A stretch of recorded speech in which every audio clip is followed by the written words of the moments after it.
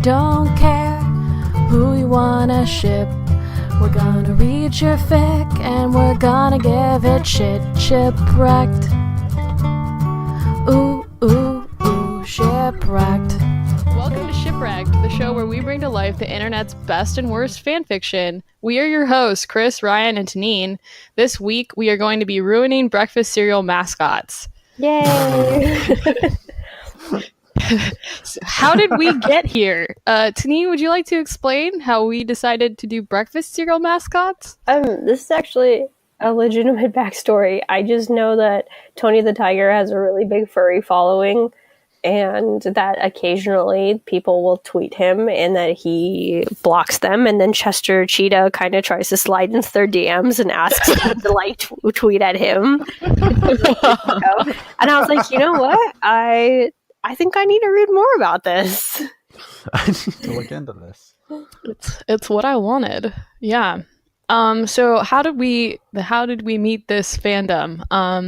How were you first introduced to breakfast cereals, guys?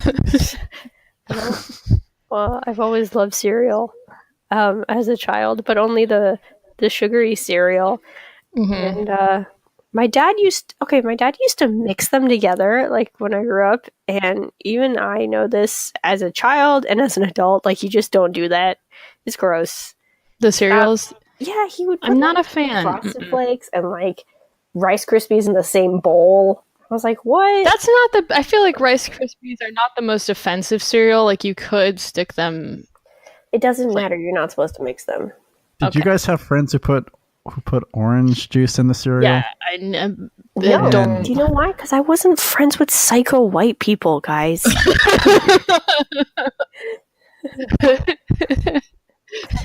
Don't know how to respond to this. No, okay. So I went through a kind of a love-hate thing with cereal. I didn't like the healthy cereals that my mom tried to feed me. However, I did enjoy Life cereal, which is one of the best not healthy, pretend to be healthy cereals. And every once in a while, she would bring home a box of Cocoa Puffs, and I was legit cuckoo. Yes, legit. Like that was, and then I was like horribly offended when the song came out later that was like "Mix your milk with my Cocoa Puffs," and I was like, no. I pour my milk in first. Yeah. Well. I don't know what to say. Then You're like, honestly, Taneene, all your criticisms from earlier, they're null and void. Null and void. I don't know what to say to you right now, honestly. I know exactly how much milk I want, but I don't know how much cereal I want. And so, how? Because I feel like for me the milk is secondary. No. It's a way to kind of like lubricate the cereal going in my mouth. I actually don't like how crunchy cereal is most of the time, so if it's not soggy enough. I need it at max crunch at all times. That's why you pour the milk first. Max crunch. And then you add the cereal in increments. Okay. So that you can crunch. So like my cereal technique has always been pour the cereal in first, and then you do the milk, and then when the cereal first starts to rise, that's enough. I don't know. To be fair, though, I haven't had cereal in possibly 5 years. I mean, I haven't had cereal in like the actual form that you eat cereal, but back in college when I used to eat a lot of snack food, instead of like buying a bag of chips, sometimes I'd just go buy a bag of cereal and just keep it by my desk and eat that dry. Oh yeah, I just don't like eating dry cereal. I can't do it. It's got to be wet and it needs to be a little soggy, or it's like a big ouch in my mouth. It's a big. It's no. No. It's a big no. I like Honey Nut Cheerios are really good for eating plain. Cinnamon Toast Crunch is really good. Okay, Cinnamon Toast Crunch will make an exception. That shit is just cocaine. It is like really good. It's the best. It is the best cereal.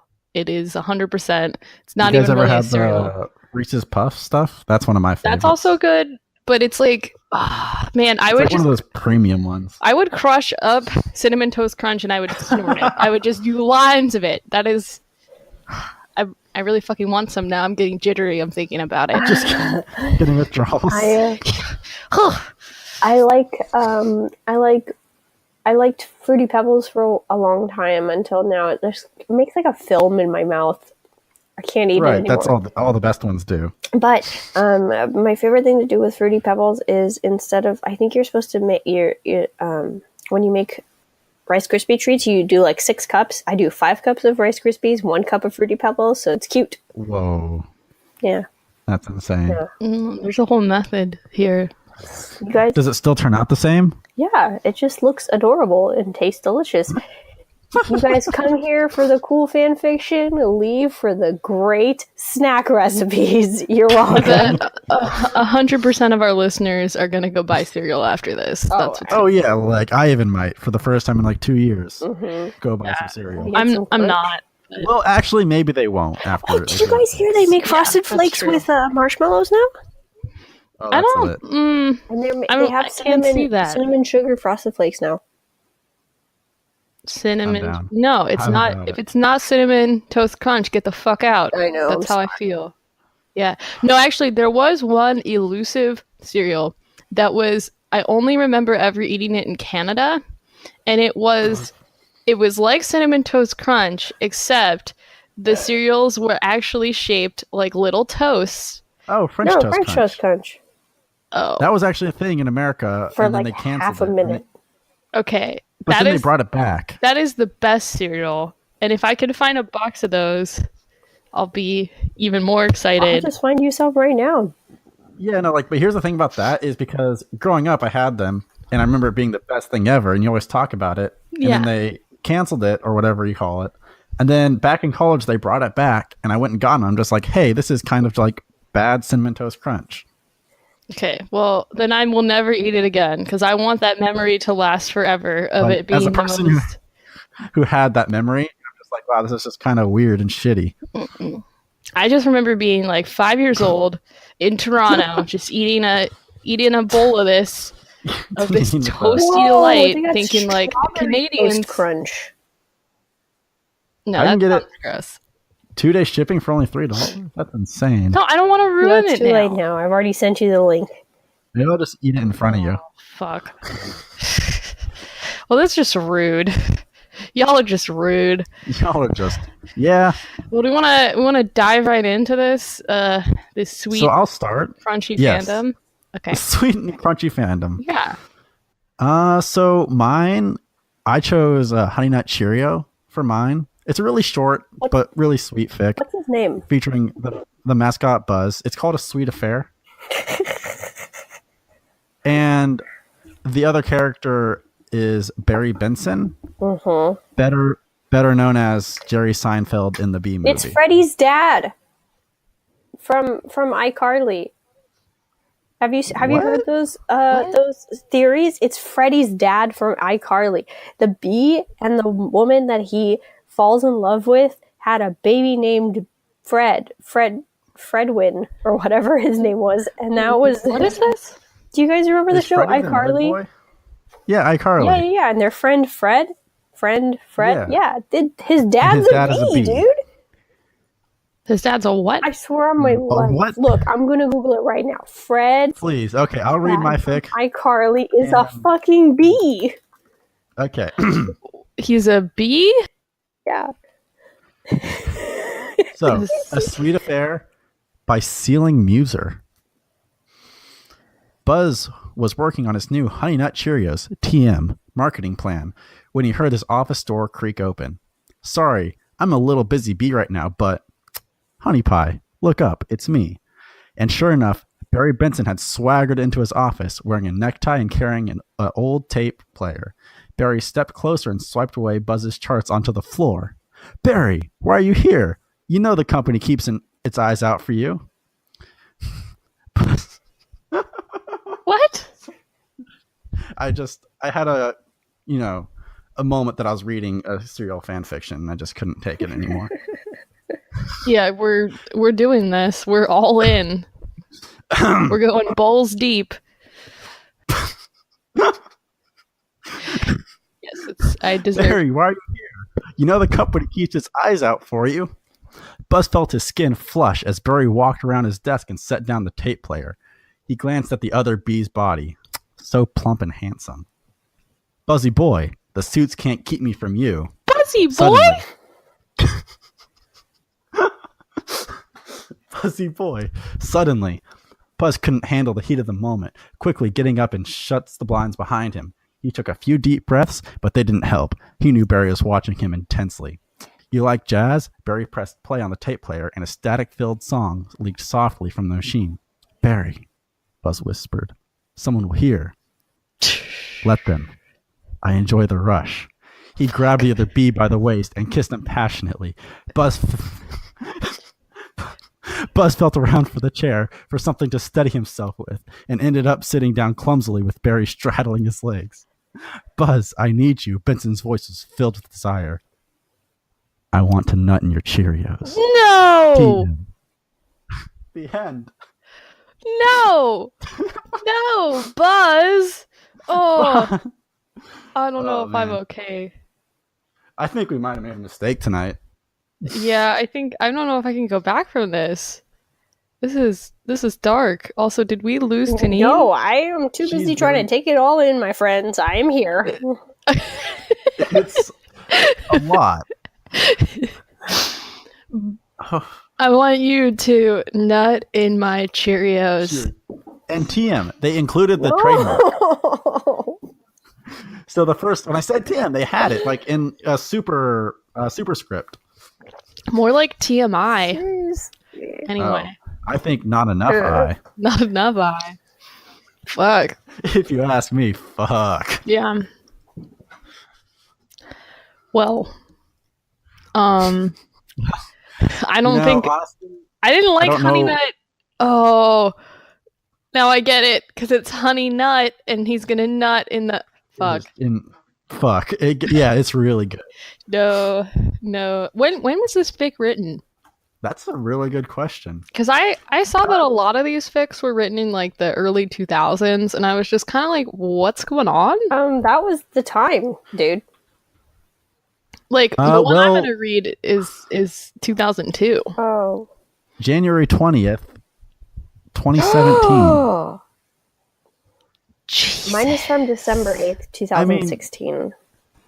Maybe it's because I'm looking at Which you always fanfiction.net. fucking are. It just feels like home. It feels like when I was young and shitty. Now I'm old and shitty. And shitty, yeah. Yeah. That's the right sound. That's the only reaction. So am I going next or are you going next? I'll Okay, go okay, next. Yeah. I think yours is better than mine. don't know No offense. You What? don't know that. I don't know that. So this one is by Pollo, the chicken mage. Right. It's called Fine Rabbit, Have Your Tricks. The description is, it's a little rude. Okay, a lot rude. It's basically about the Tricks rabbit, and he is fed up Why with the does kids. it sound like David Spade wrote that I don't know. He might have. in his He free might have. time? Him and Norm MacDonald just sitting around in their bathtub. I gotta be honest. I don't think I ever actually have eaten Tricks in my Not life. even the yogurt. The yogurt was always really good. I think it's. Oh no, I had the yogurt, but not the cereal. I think there's a pretty public consensus that when they went from the fruit shapes back to the spheres, it got a lot Yeah. worse. Because that's how it started out, as the spheres, apparently. And they're like, hey, let's make the cereal objectively better and make it fruit shapes. And they got bored of that. Yeah. Well, maybe it's just because they weren't marketing to sad millennials, only to kids. But all right, here I'm just gonna dive right in here. This is actually a little dark. So the genre is parody / horror. My jam. Yeah. My homie. Disclaimer. I do not own this rabbit, nor do I own the cereal. Okay. Hoppity hoppity hop. The rabbit was bouncing around in the wilderness. He was bored out of his mind. It was a Friday, and he'd just received his paycheck. I can finally afford my dream, he said. The rabbit ran off through the woods. Then he noticed a box of tricks. He didn't notice the string attached to it. He hopped towards it. As soon as he reached it, the box of tricks was pulled away. Arrgh! Darn kids! Silly rabbit, tricks are for kids. But I didn't even try to plot this time. Hee hee. The kids ran off, laughing at the, quote, silly rabbit. The rabbit muttered under his breath and continued to walk. He carried $5, just enough to buy a box of tricks. He entered the store. He triumphantly bought a box of tricks to the checkout. I will finally have them, and I'll know what they really taste like. That'll be $4.32. Is it actually really $4.32 for a box of tricks in 2002? That sounds busted. Yeah, it can be. Can be? What are you, a college professor? Like cereal prices aren't. It can be. They're not as fixed as you would think. Item like that would be, because sometimes they go on sale, which I think are fake sales. Is fake sales for sure. But it's like sometimes I'd walk in, it's like, hey, this cereal's $5, and I'm like, that's bullshit. And other times it's like $2.50. It's just like half bullshit. Okay. So the rabbit paid for the cereal and he hopped out of the store and he tripped. No, wait, he was tripped. The kids had tripped the rabbit, 6 of them in all. Ha ha ha, you can't have the tricks. Silly rabbit, tricks are for kids. One kid took the box from him. But I paid for. The rabbit got kicked to hush him up. The kids ran off laughing at him. That's it! I'm gonna get my tricks! The rabbit walked over to a pawn shop. He put his remaining money down for a weapon. Any weapon. A small dagger do? I guess so. The rabbit got a dagger, then stabbed the man and crawled behind the counter. He picked up guns, 2 of them, a shotgun and a pistol and lots of ammo. The rabbit crawled back over the counter. Heh, I'm gonna get my tricks! Ha ha! The rabbit ran off, tracking the kids as best as he could. They were snacking on the box of tricks he had bought when he found them. Oh hey, it's the Ah! A large blast sounded and blood spurted from the back of one kid's neck. He stood for a minute, his face twisted and turning pale. He sank to the ground, saddened and rather horrified. The rabbit's expression was practically inside out. His eyes went bold, and the gets began to run. I don't know what the gets are, but they're running. Yes. Get back here! Get back here, you damn kids! I'm gonna kill you! Ha! The shotgun went off. A hole was ripped in one of the kids' body. The gaping hole was amazingly large, and his innards fell out. I'm gonna fuck you up! I'm sorry! Wah! The rabbit put a bullet into the already dead kid. Blood seeped onto the ground. He bit the head off and chucked it off at another kid. It hit his feet and caused him to fall. Ha ha ha! Like your friend, damn it! The rabbit ran up to the fallen kid and stepped on his neck. He shot a hole into his own foot, which has also pierced the boy's neck. The rabbit cringed at the pain. The boy could no longer breathe. He was slowly dying. I need to stop for a second. I would like to note that this podcast does not condone violence against children. The rabbit punched him until his skull began to crack. He then left him to die and ran off to get the other 3 children and his damn tricks. Bang, bang, bang! Time to die! The rabbit let loose the rest of his shotgun ammo. It tore up another kid. Damn, no tricks. Shit, come on, baby. Tricks, here I come. The rabbit chased after the next kid. She let out a blood-curdling scream as the bullet whipped into her heart. If she doesn't have my fucking tricks, the last one does. The rabbit laughed hysterically, enjoying the killing of the children that tortured him so. He quietly chased after the last kid. Kill, kill, kill. I'm going to kill you! Hee hee ha ha! Tiptoeing through the woods, the rabbit held his pistol. Only 2 shots remained in it. There! The rabbit let loose the second to last bullet. It went through the kid's little gross head. It left his forehead. The rabbit ran up to the kid. There he was fallen over, dead. He was also holding the tricks in one hand. The rabbit ripped open the kid's stomach and feasted on the kid's innards. He then broke his neck. He squeezed the kid until blood lined on the ground all around him. Ha ha ha ha! The rabbit eyed the tricks crazily. He snatched them up. He ate them. Finally, the tricks are mine. The rabbit started to chew slower. These taste awful! No! The rabbit shuddered and held the gun up to his head. He put the chamber in his mouth. He then pulled the trigger, allowing the bullet to carry the life right out of him. The blood spurted all over the Trix, and he fell over dead. No longer would the damn rabbit bother the kids and their fucking precious Trix cereal.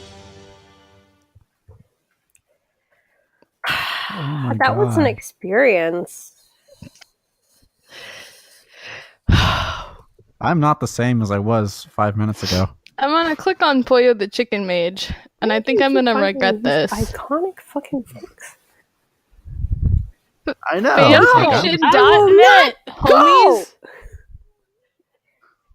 Dude, this guy is 20 stories.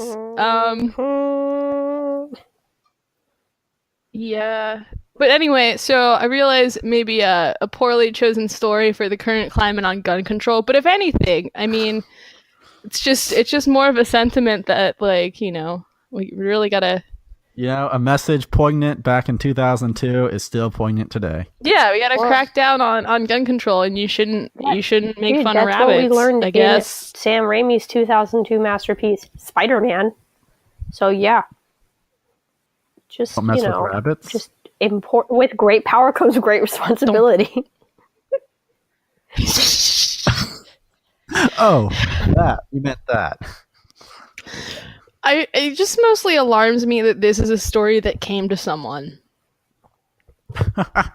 Like, if I was like, if this, you know, kid wrote this for like a creative writing English assignment, I'd be like, so anyway, I've made you this complimentary appointment with the school counselor, and Complimentary appointment. And you're not actually going back home to your parents. yeah. Yeah, and anyway, you're banned from all neighborhood pet shops, but here's a free box of Trix. Though it's great that you said that they actually are shitty, because apparently I mean, yeah, when they're fruit shaped, they're pretty good. Look, it's frosted flakes or Same. nothing. But when they're kind of just like large fruity pebbles. cinnamon weather toast now. The fruity pebbles, crunch. they're very yummy and they're great, and then they get to film on your mouth. But the Trix, they hurt your mouth. They're too sharp. I have a sensitive mouth. Same.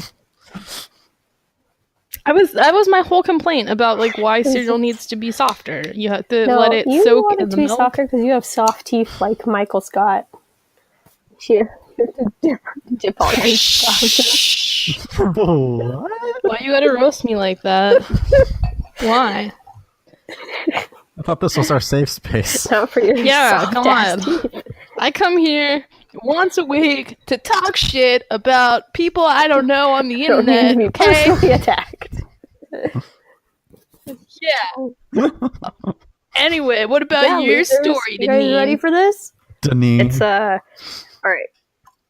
Yeah, no, I'm definitely not. Yeah. I've not been ready for any story yet today, so. Okay, it's called. Whoa! Sorry, I just launched called my Whoa! phone into Whoa! my computer, and I'm pretty sure I broke both. Oh, okay, never mind. Amazing. This is called Somebody That I Used to Know. Additional tags include breakup, angst, and this isn't crack. This is a serious fic. Getting it? All right. Tony was a singer, a songwriter. It wasn't just his profession, it was who he was.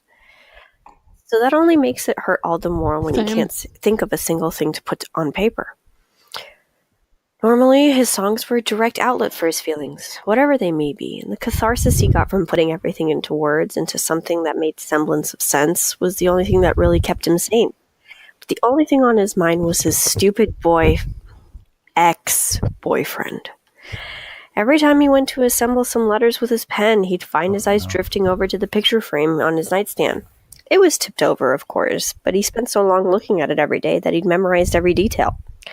He wasn't going to be the kind of tiger that wrote breakup songs. He wasn't. He mostly sang cheery tunes, song that got the kids going. That was his thing. He wasn't going to stoop so low as to writing a song about his ex. That was the only thing his muse seemed to want, though. He couldn't think of anything else. It wasn't too horrible of a breakup, he supposed. It was a long time coming for sure. They just had such wildly different personalities, interests, and ways of seeing the world.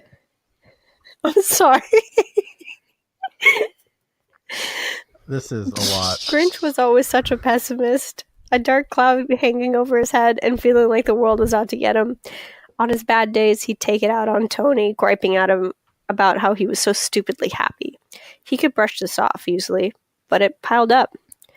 Now here he was, fiddling with it. I'm so sorry.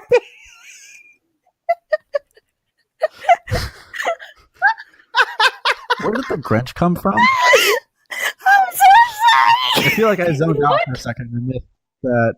No. And which is this Jim Carrey's Grinch? I'll explain in a second. Okay, Ryan, you have to edit out. I just... You know, we're reaching new lows here today. I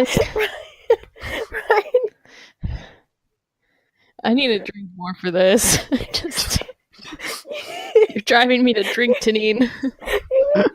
Is this what you wanted? Is this what you wanted? I can't stop laughing. And I'm so... Okay, wow. Jesus.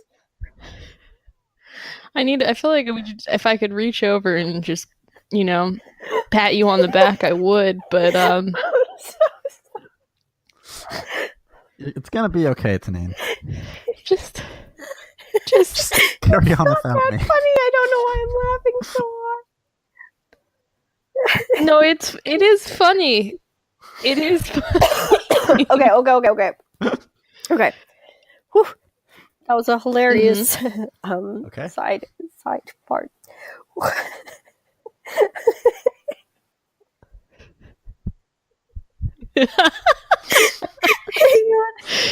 Oh, we're fucked. Okay.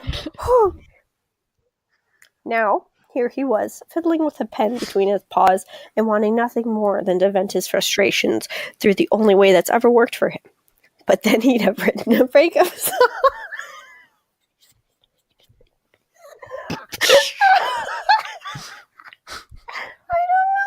Okay. I'm so sorry. Okay, and he'd have written a breakup song, and there was never really any coming back from that. He lets out an angry huff and sits up on his bed, pushing his notebook to the side and yanking the picture over to him. Irrationally, Tony kind of wants to chuck the thing against a wall, watch it shatter, but it's a fine frame, and that'd be a mess, not to mention a safety concern. Instead, he slips the worn picture out the back, examining it now without the gloss of glass covering it. It looks more vulnerable like this, like it could fall apart at any minute, just crumble into dust all over his hands. In reality, it's nowhere near that old. They'd taken it at a New Year's Eve party just 2 years back. Maybe it seemed so breakable because it was a metaphor for their entire relationship. With a sigh, he traces Grinch's smile with a claw and a combination of feelings roaring around in his chest. God damn it, I was so close. Okay. With a sigh, he traces Grinch's smile with a claw, a combination of feelings roaring around in his chest. Wistfulness, regret, and most notably, irritation ebbing high enough to be almost considered anger. He impulsively grabs an edge and wrenches it down, only little, but fast enough to not put that much thought into it. The tears right over the insignificant space over their bodies. His green hair such a contrast to Tony's own primarily orange fur, and looking at the new imperfection, he's hit with a crashing wave of relief. That was the push he needed to blow past whatever lingering hesitation and guilt lurking inside him, and now it's like he's free to do whatever he wants. First, he finishes ripping the photo, slowly this time, as if to drag out the feeling. As he does this, he starts humming, a tune forming in his head. You're a mean one, Mr. Grinch. Yeah, okay, so then if I may explain, so this thing comes in the notes, it says, inspired by this Tumblr post. So there's a Tumblr post, this user, Equalist Mako says, every time I listen to You're a Mean One, Mr. Grinch, I can't help but sit there and think, what did the Grinch do to hurt you? Because dude just stands there for 2 minutes and 58 seconds and drags the Grinch into the dirt. Damien McGentleman says, he stole Christmas, Kayla. Stop with your hashtag not all Grinches propaganda. Equalist Mako responds, "You know what? If someone told me I was a 3-decker sauerkraut and toadstool sandwich with arsenic sauce, I'd probably be bitter enough to steal Christmas too." Prokopets responds, "Interestingly, though, The Grinch Who Stole Christmas is narrated by Boris Karloff. The big musical number is sung by the late Thurl Ravenscroft, an American voice actor better known as the voice of Tony the Tiger. My headcanon is that the Grinch and the Tony and Tiger had a breakup, No. and You're a Mean One, Mr. Grinch is the resulting breakup song." What? No. Okay, of all the fucking headcanons you can have, you chose Tony the Tiger and the Grinch. What the fuck, man? Goddamn mental gymnastics. Lightning John wrote, Gymnastics. "Does this really have to be the first thing I see when I opened up Tumblr?" Prokopets responds, "Yes." Iguana Mouth adds, Yeah. the scene that we see at the end, where he says, "You're a mean one, Mr. Grinch," as he tears the photo apart of the two of them together. It's a very cute photo. But Oh. anyway, that was my winner. That was definitely a winner. I'm so sorry. I'm so sorry, all our listeners. Yeah, that was great. It was awful. It was more than good. I got the pun the first time and I didn't like it. I just that's the most Tumblr thing I've ever found. Like, take two completely opposing Concepts. Like, the only thing that would have made it even weirder would have been if Harry Potter had shown up. I was actually afraid of that. Was that what you guys were? I'm afraid of that every time you talk now. That Harry Potter's just the new game. Is it gonna happen? I didn't see any Harry Potter Actually, fics. I'll be honest. I looked. I gave up pretty quick. Yeah. I never. So here's my deal with surprise Harry Potter, especially listeners who think that it's all a gimmick. I'm never seeking him out. If he comes to me, I will bring him to you. Oh no. Oh. All right, so Well, I think I kind of want to give a quick run through of the BuzzFeed thing. Yeah. Yeah. So earlier, Taneene mentioned about how Barry B. Benson is the father of Freddie Benson from iCarly. Yep. And funnily enough, that's exactly the name of the article by Pepe H. So I'll give you guys a quick rundown. We'll post the link in Twitter because it has a bunch of pictures. All right, so B-Movie is a DreamWorks film that promoted interspecies love. iCarly is the best gift Nickelodeon gave our generation. And even though it may seem like they are completely different things at first glance, there's an explosive new fan theory that suggests they may exist in the same universe. Are you ready to get your mind blown all over the place? All over the place. Links to a Twitter post. Okay, so you guys know how Barry B. Benson was chatting up this honey. I have a theory. Picture of the female protagonist and Barry B. Benson. That woman is actually Mrs. Benson from iCarly. Ever wondered why you never saw Freddie's dad? And that why Freddie Benson looks like a bug? He's part B. This is why Mrs. Benson worries over Freddie so much. She was reckless in the past and accidentally killed her husband, Barry. Additional evidence, and it shows a side-by-side of Barry and Freddie. And it's honestly pretty close. This is And then dark. it goes on to see that Nathan Kress, who is Freddie in iCarly, confirmed the theory on Twitter. So, yeah, we'll shoot the link towards you guys, but I buy it. You know? I'm into it. I think that should be our new Twitter poll. Yeah, I think it is. I think it is the new Twitter pool. Please follow our Twitter. Yeah.